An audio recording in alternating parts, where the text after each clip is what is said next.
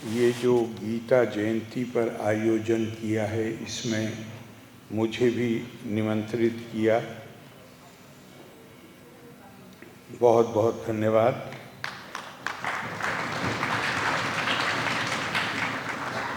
हमारे देश में एक ग्रंथ नहीं,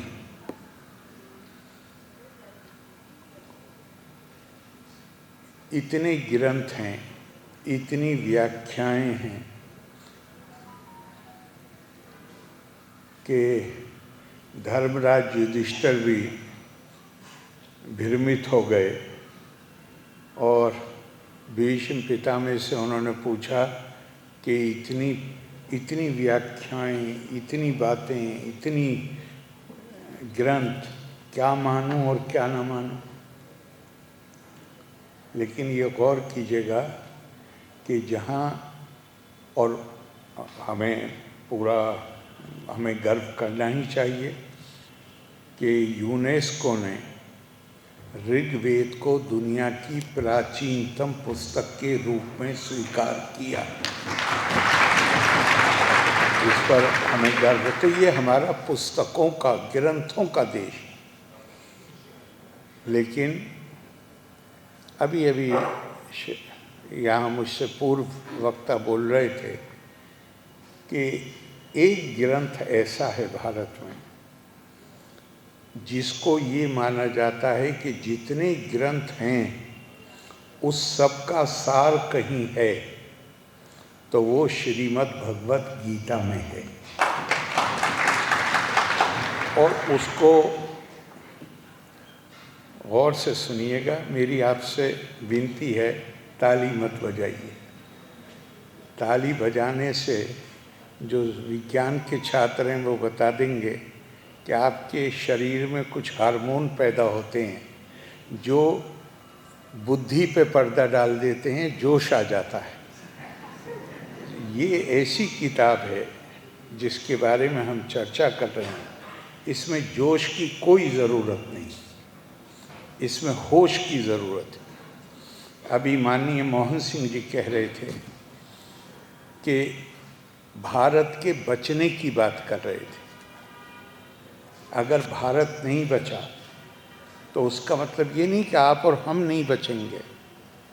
हमारी जो बौद्धिक परंपरा, हमारी जो अध्यात्म की परंपरा, जो दुनिया को शांति और सह अस्तित्व का रास्ता आज भी दिखा सकती है, उसके बचने की बात है।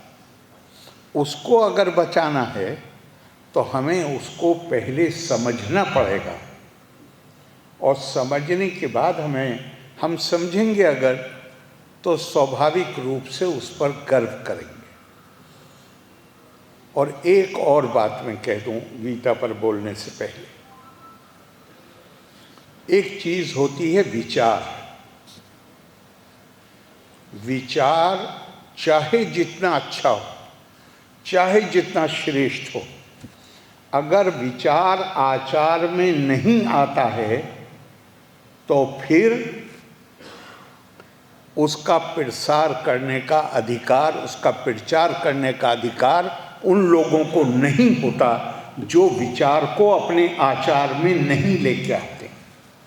और एक बार विचार आचार में आ जाए और आपका जीवन उससे एक मिसाली जीवन आप जीने लगें, तो फिर बहुत प्रचार की भी ज़रूरत नहीं होती है। लोग खुद ब खुद चल के आते हैं और देखते हैं। अभी आपने पढ़ा गीता का एक श्लोक, यद यत आचरति श्रेष्ठ। विचार नहीं, आचरण जब श्रेष्ठ होगा तो फिर वो विचार खुद ब खुद दुनिया उसको स्वीकार करने लगती। मैं तो और इससे एक कदम आगे पिछले हफ्ते गया, कहीं मैं बोल रहा था, मैंने कहा अगर आज दुनिया में झगड़े हो रहे हैं, जंगें हो रही हैं, खून खराबा हो रहा है, तो बड़ी हद तक हम लोग जिम्मेदार हैं। स्वामी विवेकानंद बार बार कहते थे, भारत के पास एक संदेश है दुनिया को देने के लिए। भारत के पास एक संदेश है कौन दे सकता है उस संदेश को? जो उस संदेश को, वो कोई और संदेश नहीं है। भारत का सबसे बड़ा जो आदर्श है, श्रेष्ठतम आदर्श, वो एकात्मता है।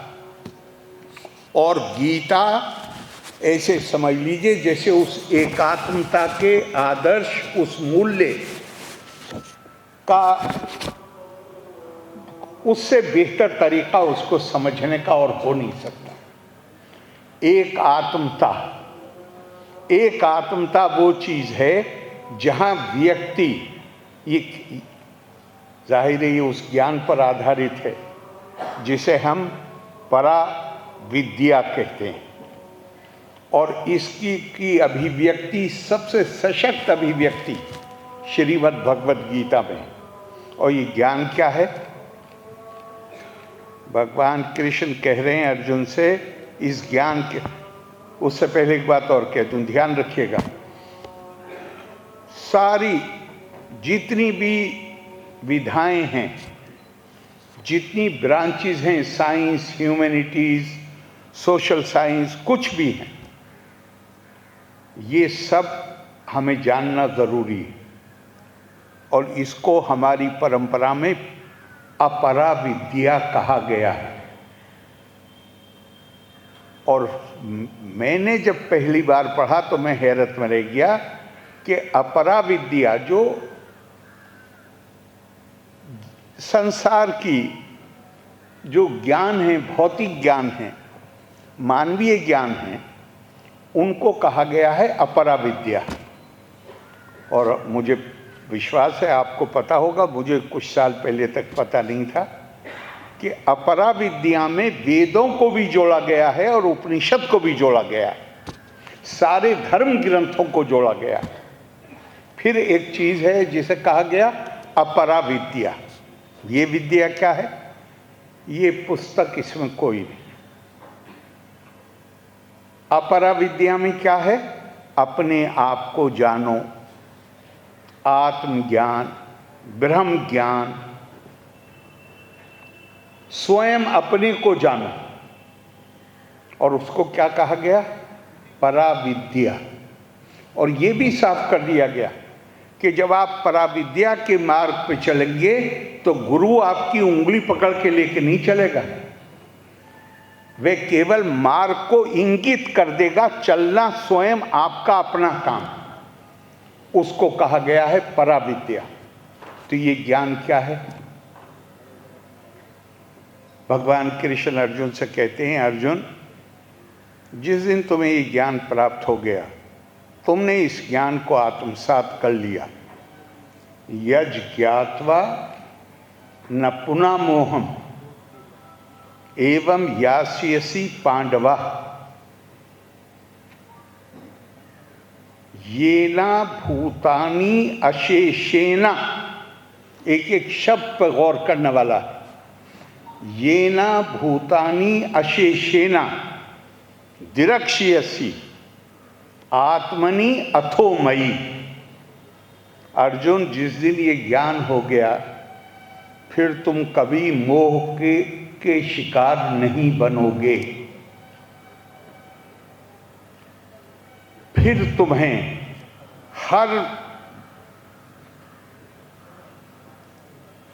कैसे हिंदी में अनुवाद करूं, ये ना भूतानी, हर जीवात्मा, सही है वाइस चांसलर साहब? ये ना भूतानी सही है? हर जीवात्मा अशेषेना, विदाउट एक्सेप्शन, आप एक्सेप्शन कर ही नहीं सकते। उसमें कोई ये नहीं है कि ये इसको मानूंगा मैं, इसको नहीं मानूंगा। ये ना भूतानी अशेषेना आत्मनि, फिर तुम्हें हर जीवात्मा अपना विस्तार नजर आई। अथोमयी, और फिर तुम्हें यह आभास होगा कि तुम्हें जिसने पैदा किया है, दूसरे को भी उसी ने पैदा किया। फिर तुम उसे अपनी आत्मा के विस्तार के रूप में देखोगे और मुझ में देखोगे। दुनिया में पहली बार संस्कृतियां, ये मैं कोई ना किसी की आलोचना है, ना किसी के बारे में मैं कोई जजमेंट में बैठ रहा हूं, लेकिन अध्ययन हम करते हैं तो पता चलता है दुनिया में जितनी संस्कृतियां हैं वो परिभाषित होती हैं मेरी खाल का रंग क्या है, मैं क्या भाषा बोलता हूं, मेरी आस्था क्या है और मैं किस तरह अपनी आस्था को अभिव्यक्ति देता हूं। और हर जगह एक बात आप साफ तौर से देखेंगे, मैं गोरा हूं, दूसरे लोगों से मैं श्रेष्ठ हूं, मैं ये भाषा बोलता हूं, जो दूसरी भाषा बोलने वाले हैं उनसे मैं श्रेष्ठ हूं। मेरी आस्था की अभिव्यक्ति, इबादत, पूजा का तरीका ये है, सिर्फ मेरा रास्ता सही है, बाकी सब गलत हैं, इसलिए मैं श्रेष्ठ हूं। कोई इंसान दूसरे से श्रेष्ठ होने का दावा करेगा तो झगड़ा तो होना ही। मैं कमज़ोर अगर हूं तो जिसके पास ताकत है वो आके मुझे दबा ले, लेकिन इतिहास ये बताता है कि कोई व्यक्ति हो या ग्रुप हमेशा कमज़ोर नहीं रहता। उसके दिल के अंदर जो छुपी हुई उसकी अभिलाषा, उसकी आकांक्षा, उसकी महत्वाकांक्षा है, वो ये है कि वो अपने आप को दूसरों के समकक्ष देखना चाहता है, बराबरी देखना चाहता है। लेकिन दुनिया में चूंकि संस्कृतियां परिभाषित हुई सुप्रीमेसिज्म से, हम श्रेष्ठ, हम आएंगे आपको बताने के लिए कि क्या हम आपको सभ्यता सिखाने के लिए आएंगे। सभ्यता सिखाने आए थे तो कोई हमें क्लासें ले लेते, हमारे ऊपर राज कायम करने की क्या ज़रूरत थी। मैं अगर गलत रास्ते पे हूँ, आप मुझे सही रास्ते पे लाना चाहते थे तो मुझे प्यार से मुझे समझाना चाहिए था।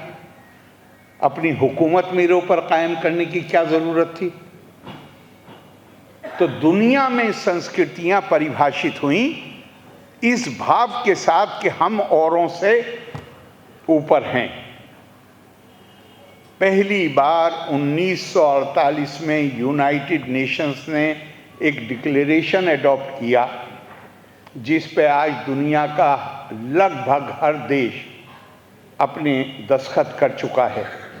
और पहली बार दुनिया ने ये माना कि मानव बहैसियत मानव के प्रतिष्ठा का अधिकारी है, सम्मान का, इज्जत का अधिकारी है।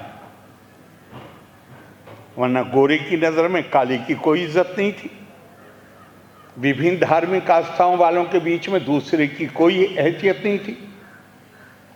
मैं अगर एक, या तो मैं जो भी मानता हूँ, जो मेरे जैसी आस्था नहीं रखता, उसको मैंने पेगन भी कहा, उसको मैंने जेंटाइल भी कहा, उसको मैंने काफिर भी कहा, उसको मैंने और भी बहुत सारे अलंकरण हैं जो मैंने इस्तेमाल किए। लेकिन पहली बार 48 में कहा गया नहीं, की हैसियत से इंसान प्रतिष्ठा का अधिकारी है। ये पूरी दुनिया का मामला है। भारत ने क्या किया? हम कहते हैं ना बड़े गर्व के साथ, भारत ने किसी पे हमला नहीं किया। क्यों नहीं किया हमला? हम ज़्यादा अच्छे हैं? नहीं, मानवीय इच्छाएं और महत्वाकांक्षाएं एक जैसी होती हैं। भारत की संस्कृति भिन्न थी। भारत, दुनिया ने 48 में प्रतिष्ठा का सिद्धांत स्वीकार किया। भारत ने 5000 साल पहले या शायद उससे भी ज़्यादा, उन्होंने कहा हर जीव के अंदर जो आत्मा है वो परमात्मा आत्मा के रूप में उसके अंदर बैठा हुआ है। देहो देवालया प्रोक्तो जीवो देवा सदा शिवा। हमने सिर्फ इंसानों में नहीं, मैं आपको एक और मिसाल देता हूं। विचार के रूप में नहीं कह रहा हूं मैं, व्यवस्था के रूप में कह रहा हूं। दुनिया में हमसे पुराने लोकतंत्र हैं।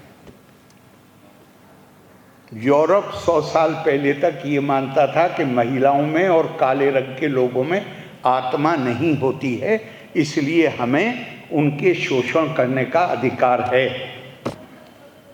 कई सौ साल पुराने लोकतांत्रिक व्यवस्थाओं में महिलाओं को वोटिंग राइट नहीं दिया गया और दशकों, क्या बल्कि कहना चाहिए पूरी शताब्दी महिलाओं ने संघर्ष किया, तब जाके कहीं वोटिंग राइट मिला। भारत में 1947 में जब हम आज़ाद हुए तो हमारी साक्षरता की दर 17% से कम थी, लेकिन इसके बावजूद हमने सबको बराबर से मत अधिकार दिया। फिर मैं कह रहा हूँ, ऐसा इसलिए नहीं कि हम अच्छे, इंडिविजुअल्स अच्छे, ऐसा इसलिए हुआ हमारी संस्कृति, हमने चाहे जितना दुर्व्यवहार किया हो अपनी महिलाओं के साथ, लेकिन हमारी संस्कृति हमें भेदभाव करने की इजाजत ही नहीं देती। आप ना तो रंग के आधार पर भेदभाव कर सकते हैं, ना आस्था के आधार पर, ना भाषा के आधार पर, ना लिंग के आधार पर। आत्मा का कोई लिंग नहीं होता और भारत की संस्कृति आत्मा से परिभाषित होती है। अहम ब्रह्मास्मि तत्त्वमसि, अयम आत्मा ब्रह्मा प्रज्ञानम ब्रह्मा। पूर्ण चेतना ही ब्रह्म है। मैं भी ब्रह्म हूं, आप भी ब्रह्म हैं, आत्मा ही ब्रह्म है। और उसके बाद कह दिया पूर्ण चेतना ही ब्रह्म। अब ये जो चीज आई है कि जहां हमने, मैं अक्सर ये बात कहता हूं कि हिंदुस्तान का जो अनूठा योगदान है वो ये है कि हमने दिव्यता का मानवीयकरण किया और मानवता का दिव्यकरण किया। हमने इंसान के अंदर दिव्यता को देखा है। और एक नहीं, गीता तो मैं आपसे कहूं तो आप पढ़ते चले जाइए। अभी पूर्व वक्ताओं ने, खासतौर से वाइस चांसलर साहब ने विद्या विनय संपन्न वाला श्लोक पढ़ा, लेकिन एक नहीं पढ़ते। यो मां पश्यति सर्वत्र सर्वम चामयि पश्यति तस्याहं न प्रणश्यामि साचा मेना प्रणश्यति। जो हर किसी में मुझे देखता है, मुझे से मतलब परमात्मा को देखता है आत्मा में, और मुझ में हर किसी को देखता है, ना वो कभी मुझसे अलग होता है, ना मैं कभी उससे अलग होता हूँ। भारतीय संस्कृति बहुधा, अनेकांतवाद, विभिन्नता, इसका हमें, भारतीय संस्कृति हमारे लिए ये लाजमी ठहराती है कि हम इसका आदर करें, स्वीकार करें। केवल आदर नहीं, विभिन्नताओं को स्वीकार करें। हमें यह हक नहीं है कि हम बैठ जाएं कि कौन गलत है और कौन सही है। लेकिन भारतीय संस्कृति एक कदम आगे बढ़ती है और कहती है यहां रुको मत। जितनी विभिन्नताएं तुम देख रहे हो इसका सम्मान करो, इसे स्वीकार करो, इस सब को सही जानो, लेकिन यहां रुको मत। सामने से नजर आने वाली विभिन्नताओं के पीछे छुपी हुई वास्तविक एकता को देखने की अपने अंदर क्षमता पैदा करो। विभिन्नता का आदर भी जब मैं तब करूंगा ज्यादा जब मुझे ये पता होगा कि मुझसे विभिन्न दिखने वाला व्यक्ति असल में मेरे ही जैसा है, मेरा ही विस्तार। यदा भूता पृथक भावा मेकस्थमनु पश्यति तत्एवाचा विस्तारम ब्रह्मा संपद्यते तथा। ये जितनी विभिन्नता तुम्हें नजर आ रही है, ये वास्तविक नहीं है, ये सामने से नजर आती। ये हमारी, ये जो दो भौतिक आंखें हैं इनसे हम देख सकते हैं, लेकिन हमसे हमारी संस्कृति ये कहती है कि अपने अंदर ये क्षमता, ये काबिलियत पैदा करो। तुम्हारे एक तीसरी आंख भी है, और वो ज्ञान की आंख, ज्ञान चक्षु। उस आंख से जब देखोगे तो तुम्हें पता चलेगा कि ये जो भी सामने से नजर आ रहा है, ये हर व्यक्ति अलग है, एक माँ बाप से पैदा बच्चे अलग, लेकिन उनके पीछे एक इन आंखों से न दिखने वाली एक डोर बंधी हुई है। क्या वैशा साहब क्या है? मत्ता परतरम नान्यत किंचित अस्ति धनंजया मयि सर्वम इदम प्रोतम सूत्रे मणिगा इवा। ये जितने लोग हैं, जितनी जीवात्माएं, ये ऐसे हैं जैसे एक माला में पिरोए हुए मोती। और वो धागा कौन है? वो धागा वो है जो हमें पैदा किया है, जो हमें बांधे हुए। लिहाजा हमें यह अधिकार नहीं है कि हम उसे तोड़ने की कोशिश करें। और एक जगह तो बिल्कुल बहुत ही जोर से कहा गया कि हर व्यक्ति, हम में से हर व्यक्ति, हमारे दो व्यक्तित्व हैं। दुओ इमो पुरुषो लोके क्षरश्चाक्षरा एवाचा क्षरा सर्वाणी भूतानि कूटस्था अक्षरा उच्यते। हर व्यक्ति के दो पर्सनालिटीज हैं। एक उसका शरीर है, दूसरे उसकी आत्मा है। शरीर नश्वर है, आत्मा नष्ट नहीं होती। समम सर्वेषु भूतेषु तिष्ठितम परमेश्वरम विनश्यत्सु विनश्यंतम या पश्यति सा पश्यति। जिसके अंदर ये सलाहियत पैदा हो गई, जिसके अंदर ये क्षमता पैदा हो गई कि वो विनाश होने वाली चीजों में अविनाशी को देख सके, वही एकात्मता है। इसलिए कि वो कूटस्था है। कूटस्था जिसमें कोई हमारे शरीर में तो उतनी देर में परिवर्तन आ रहा है जितनी देर में हम इस सभागार में बैठे हुए हैं। इस दुनिया में परिवर्तन आ रहा है, ये परिवर्तनशील है। लेकिन एक चीज हमारे अंदर ऐसी है जो परिवर्तनशील नहीं है, जिसे गीता कहती है कूटस्था। कूटस्था, वैशा साहब अगर मैं गलत नहीं हूं, कूटस्था का मतलब है जो कभी परिवर्तन ना हो सके, जिसमें इम्यूटेबल। तो गीता बुनियादी तौर पे एकात्मता के सिद्धांत को प्रतिपादित करती है। और मैं थोड़ा सा मजाक का पहलू है जब मैंने कहा कि दुनिया में होने वाले खून खराबे के लिए हम जिम्मेदार हैं, लेकिन उसमें वास्तविकता है। वास्तविकता ये है कि हम ये जो स्वामी विवेकानंद बार बार कहते थे, भारत के पास दुनिया को देने के लिए एक संदेश। हमारी संस्कृति महान है, लेकिन हम उसके लायक हैं या नहीं, ये सवाल हमें अपने आप से ज़रूर पूछना चाहिए। क्योंकि अगर हम खुद, जैसा महात्मा गांधी कहते थे, my life is my example, अगर हमारे जीवन में, हमारे आचरण में वो चीज़ें पूरी तरह आ गई होती, बहुत सी बातें जो दुनिया आज स्वीकार करती है, जैसे यही बात है जो मैंने अभी थोड़ी देर पहले जिक्र किया कि जब भारत को सोने की चिड़िया कहा जाता था, भारत के पास इतनी संपदा थी कि तमाम दुनिया में उसका नाम था और लोग आकर्षित होकर भारत आते थे। क्या भारत के पास शक्ति नहीं रही होगी जब इतनी संपदा थी? लेकिन हमने सेना कभी नहीं भेजी बाहर के बाहर, भारत के बाहर। हमने विचार भेजे हैं भारत के बाहर, और उन विचारों का बहुत बड़ा प्रभाव दुनिया पे आज भी है। तो हमारी अगर कोई जिम्मेदारी, हम गीता जयंती जब मनाते हैं तो हमारी ये जिम्मेदारी है कि हम गीता के संदेश को समझें, और जिस एकात्मता की बात गीता हमारे यहाँ एक तरीका है चीज़ों को मैंने अभी आपको कहा था कि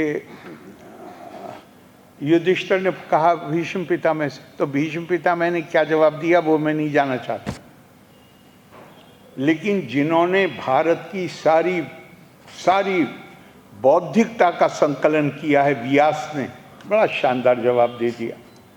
का सर्वशास्त्र पुराणेषु व्यासस्य वचनम दुर्लभम परोपकारस्तु पुण्याय पापाय परपीड़नम।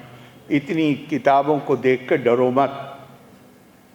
इसमें एक ही बात है जिसको तरीके बदल बदल के समझाया गया है। वो क्या है कि परोपकार अगर करोगे, अगर दूसरे का भला करोगे, दूसरे का फायदा करोगे तो वो पुण्य है, और अगर दूसरे का नुकसान करोगे तो वो पाप है। सिर्फ इतनी लाइन में।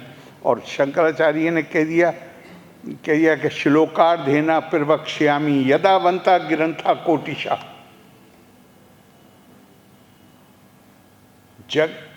ब्रह्म सत्यम जगत मिथ्या जीवो ब्रह्मेवा ना परा। ये कहीं और से नहीं, ये रचना शंकराचार्य की है, लेकिन पूरी तरह गीता का जो संदेश है एक तरह से उसकी अभिव्यक्ति है। अगर परमात्मा जीव आत्मा के अंदर रूप में हमारे अंदर रह रहा है तो शंकराचार्य कह रहे हैं जो बात हजारों किताबों में लिखी गई है वो मैं तुम्हें आधे श्लोक में समझाई देता हूं, और वो ये ब्रह्म सत्य। ब्रह्म सत्यम का क्या मतलब हुआ? जो चीज परिवर्तनशील नहीं है वो तो है सत्य। जगत मिथ्या, असत नहीं कहा मिथ्या, चूंकि ये वास्तविक नजर आती है, पता नहीं है वास्तविक नहीं, वास्तविक नजर नहीं आती पर पता नहीं वास्तविक है। तो उनका जीवो ब्रह्मेवा ना परा, जीव में और ब्रह्म में कोई फर्क नहीं है।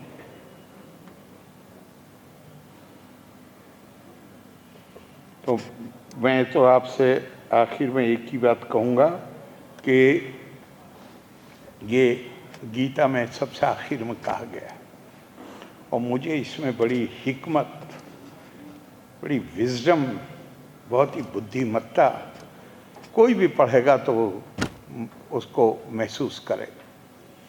यहाँ कहा गया यत्र योगेश्वरा कृष्ण यत्र पार्थो धनुर्धरा तत्र श्री विजयो भूति ध्रुवा नीतिर्मतिर मम।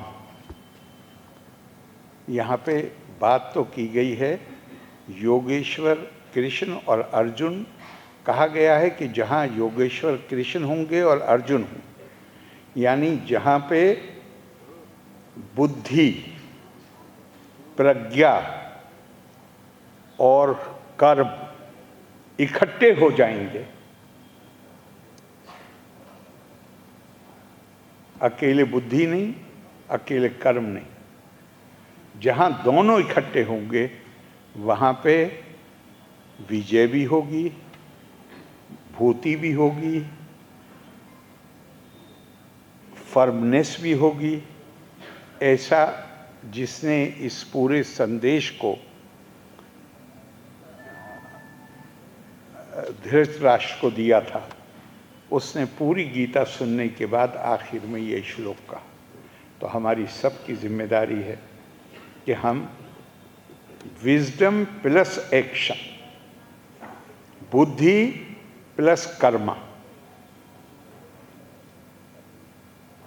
उसके साथ रास्ते कदम अपने आगे बढ़ाएं। मुझे विश्वास है कि जितनी बातें मुझसे पहले कही गई हैं वो हमारे देश के लिए भी और हम सब के लिए अलग अलग भी वो सुनिश्चित करेगा जीवन में सफलता। आपने इतनी देर मुझे सुना, आपका बहुत बहुत धन्यवाद। लोका समस्ता सुखिनो भवन्तु। जय हिंद।